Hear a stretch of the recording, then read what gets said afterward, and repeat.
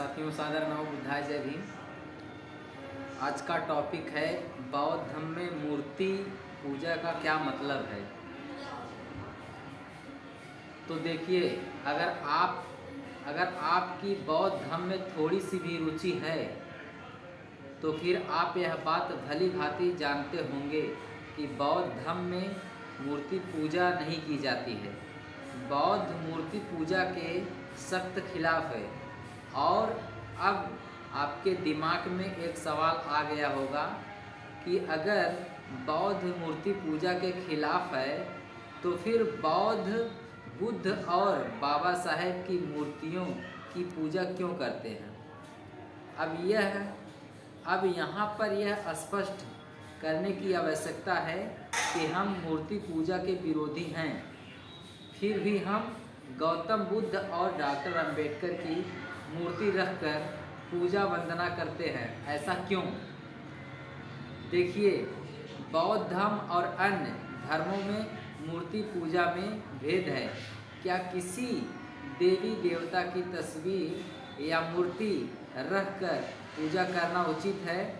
जो अभी तक करते आए हैं, बौद्ध धर्म की अपेक्षा अन्य धर्मों में किसी देवी देवता या तस्वीर के सामने पूजा करने के बाद याचना करते हैं, भीख मांगते हैं कि हे भगवान, हमें अच्छी संतान, धन और संपत्ति आज से माला माल कर दें, हमारे कष्टों को हरण कर दें। लेकिन बौद्ध धर्म में इस तरह की पूजा नहीं होती है। हम बौद्ध बुद्ध की वंदना करके बुद्ध और बाबा साहेब का शुक्रिया अदा करते हैं कि उन्होंने हमें जीने की सही राह दिखाई। बुद्ध ने हमें 4 आर्य सत्य दिए। यही भेद है बौद्ध और अन्य धर्मों की मूर्ति पूजा में। आप वर्षों तक किसी देवी देवता की याचना करते रहिए, लेकिन आपकी वह कामना पूर्ति कभी भी पूरी नहीं होगी जिसकी उम्मीद में आप किसी मूर्ति की पूजा करते हैं। यदि आपकी कोई पूर्ति पूरी होगी तो वह आपके कर्मों से होगी, किसी देवी देवता के द्वारा नहीं। ऐसी मूर्ति पूजा का क्या लाभ जिसके करने से कोई लाभ नहीं होता है। यही वजह है कि हम किसी मूर्ति के सामने गिड़गिड़ाने के खिलाफ है। हम बुद्ध की प्रतिमा रखकर मोमबत्ती व अगरबत्ती लगाकर बुद्ध के लिए एवं बोधिसत्व के लिए पहले तो नमन करते हैं, जो उनके गुणों के लिए आवश्यक है, वह उसके लिए पात्र है। वही व्यक्ति इसका अधिकारी है जो मानव कल्याण के लिए कार्य करता है। तथागत बुद्ध ने प्रत्येक मानव के कष्टों को कम करने का मार्ग दिखाया, सुखी जीवन जीने का मार्ग बताया। इसी प्रकार बोधिसत्व बाबा साहेब, जिन्होंने जानवरों जैसी जिंदगी को मानव की जिंदगी व मान सम्मान दिलाया तथा भारत को संविधान दिया, इसलिए उनका हमारा नमन करना आवश्यक है। इसलिए हम उनको नमन करते हैं, मूर्ति पूजा नहीं करते हैं। क्या बौद्ध धर्म में मांस खा सकते हैं? तो देखिए, हर धर्म के लोग मांस खाते हैं, फिर चाहे वो हिंदू, मुस्लिम, सिख, ईसाई या बौद्ध हो। और बौद्ध धर्म में मांस खाने व न खाने की काफ़ी प्रक्रिया होती है। कुछ झूठे व अज्ञानी प्रकार के लोग यह भ्रम फैलाते हैं ताकि कोई भी व्यक्ति मांस के कारण बौद्ध धर्म को स्वीकार न करे। ज़्यादातर लोग ऐसे भी जो खुद को अम्बेडकरवादी कहने के साथ साथ हिंदू भी मानते हैं, इसलिए वे लोग मांस भी खाते हैं।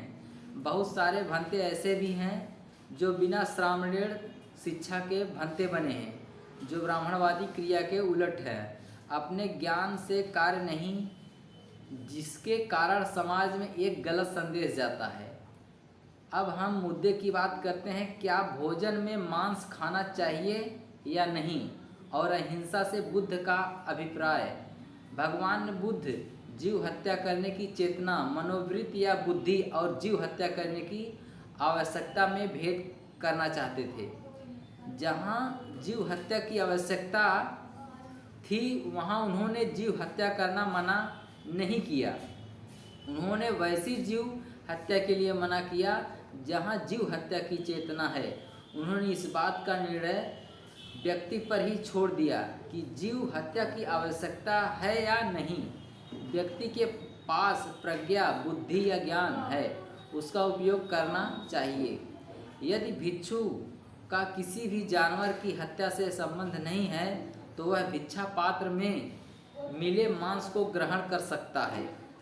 गौतम बुद्ध ने देवदत्त के प्रस्ताव को मना कर दिया था, जो यह चाहते थे कि भिक्षा में मिले मांस को ग्रहण न करें। अब आपको देखना है कि मांस खाना चाहिए कि नहीं, उसकी आवश्यकता क्या क्या है। समझदार और विज्ञान में विश्वास करने वाले लोग जानते हैं कि किसी प्राणी का जन्म देना एक प्राकृतिक नियम है। प्रकृति के नियम के अनुसार मानव मानव को पैदा करता है, जानवर जानवर को पैदा करता है, अन्य प्राणी भी अपनी जाति के हिसाब से पैदा किए जा रहे हैं। जब मानव ने किसी जानवर को बनाया ही है तो उनको खत्म करने का मानव का कोई अधिकार नहीं है। जब मानव ने किसी जानवर को बनाया ही है तो उनको खत्म करने का मानव का कोई अधिकार नहीं है। मानव सिर्फ उस जानवर को भोजन के रूप में स्वाद के लिए ग्रहण करता है जो उसके कब्जे में आ जाते हैं। मानव शक्तिशाली जानवर का मांस भोजन के रूप में ग्रहण नहीं करता है। हाथी व शेर जैसे शक्तिशाली जानवरों को शिकार करके उनका मांस नहीं खाया जाता। केवल मुर्गा, गाय, भैंस, बकरा, सूअर, मछली, खरगोश और ऊंट आदि जानवरों को भोजन व जीभ के स्वाद के लिए मारा जाता है और मानव उनका मांस खाता है। अगर देखा जाए तो प्रकृति का भी एक नियम है। पृथ्वी पर जीवन का संतुलन बनाए रखने का हर जीव एक दूसरे जीव का भोजन बनता है। अगर एक जीव दूसरे जीव का शिकार करना बंद कर देगा तो पृथ्वी पर जीवन का संतुलन बिगड़ जाएगा। अगर एक निश्चित संख्या में जानवर होंगे तो उनका पालन पोषण भी अच्छे तरीके से होगा और वातावरण भी सही रहेगा। अगर जानवरों को नष्ट करने के साथ साथ उनका उपयोग हो जाए तो इसमें कुछ गलत नहीं है, लेकिन यह कानून मानव जनसंख्या को नियंत्रण करने के लिए लागू नहीं होगा। जहाँ पर जीव हत्या करने की आवश्यकता है वहाँ पर बुद्ध ने जीव हत्या करने के लिए मना नहीं किया है। ख्याल यह रखें कि बिना किसी आवश्यकता के जीव हत्या न की जाए। यदि बाजार में मांस बिक रहा है और उसकी हत्या के पीछे आपका कोई संबंध नहीं है तो वहाँ पर आप मांस खा सकते हो। हर दिन मांस खाना धन की हानि है, क्योंकि भोजन के लिए ज़्यादातर अन्य सब्जियां मांस से सस्ती होती हैं। अगर आप शारीरिक तौर पर कमज़ोर हैं तो उस अवस्था में आप मांस ग्रहण कर सकते हैं। उस कमजोरी को दूर करने के लिए ताकतवर भोजन की आवश्यकता होती है। इस प्रकार बौद्ध भी आवश्यकता के हिसाब से मांस ग्रहण कर सकते हैं।